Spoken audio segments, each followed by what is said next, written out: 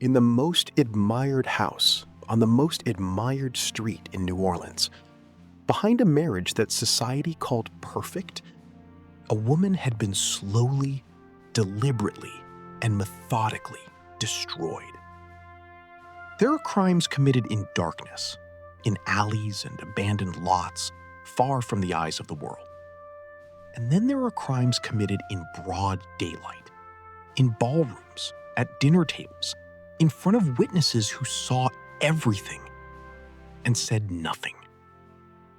The case of Lydia Carmichael belongs to the second category.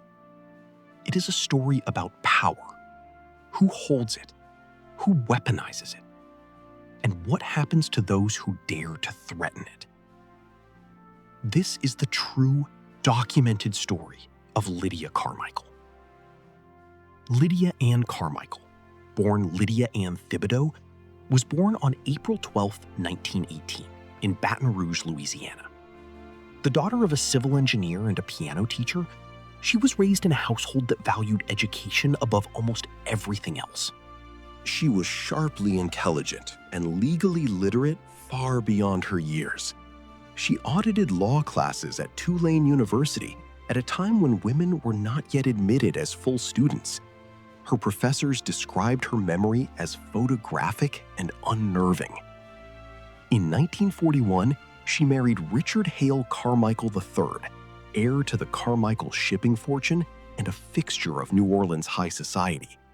For 12 years, Lydia attended the galas, sat in the front pew at St. Louis Cathedral, and smiled at the right people. In private, she documented everything. What she had spent years quietly building in the margins of household ledgers and letters locked in a cedar box beneath a loose floorboard was a meticulous record of financial crimes on a staggering scale. Richard Carmichael had been systematically defrauding his own father's estate, siphoning funds from charitable trusts, falsifying shipping manifests to evade taxes, and bribing municipal officials. But the financial crimes were not the worst of it. In 1950, Lydia discovered evidence linking Richard and his business partner, Edmond Verrez, to the disappearance and presumed murder of 26-year-old shipping clerk Thomas Ardoin. The case had been quietly closed by the New Orleans Police Department, whose chief had received substantial payments from Richard. For 2 years, Lydia prepared in absolute secrecy.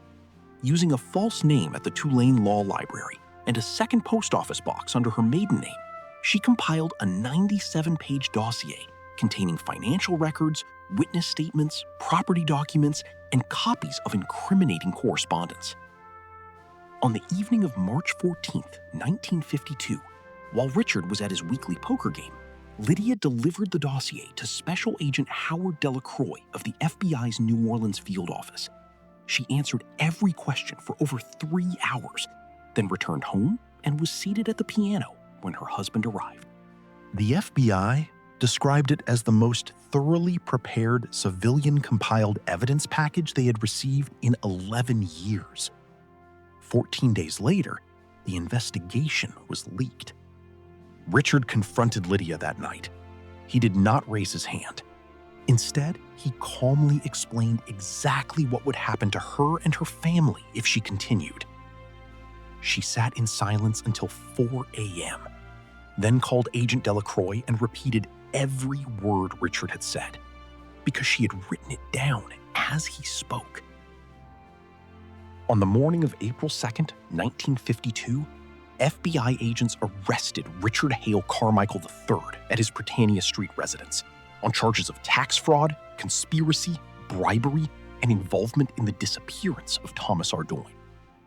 Edmond Verrez was arrested simultaneously. The New Orleans police chief resigned by noon.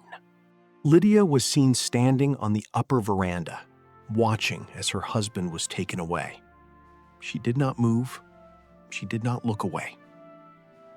The federal trial opened in January 1953. Lydia testified for 2 full days with unflinching composure. On February 4th, 1953, the jury returned guilty verdicts on all major counts. Richard was sentenced to 22 years. Edmund Verrace received 14 years. The Carmichael fortune was largely seized.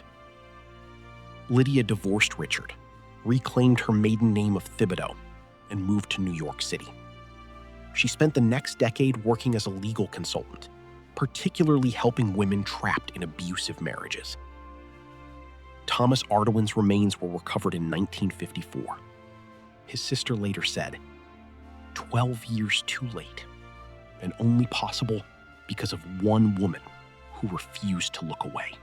In a 1961 interview, Lydia was asked what gave her the courage to act alone. She replied, "I wasn't brave. I was prepared. There's a difference people don't appreciate. Bravery is what you need when you have no other options. Preparation is what you build so that you always have one." Lydia Ann Thibodaux died in New York City in 1989 at the age of 71. Her 97-page dossier remains on file in the Eastern District of Louisiana Federal Archives, still cited today as a landmark example of civilian evidence compilation. Some legacies don't need monuments. They just need to be told.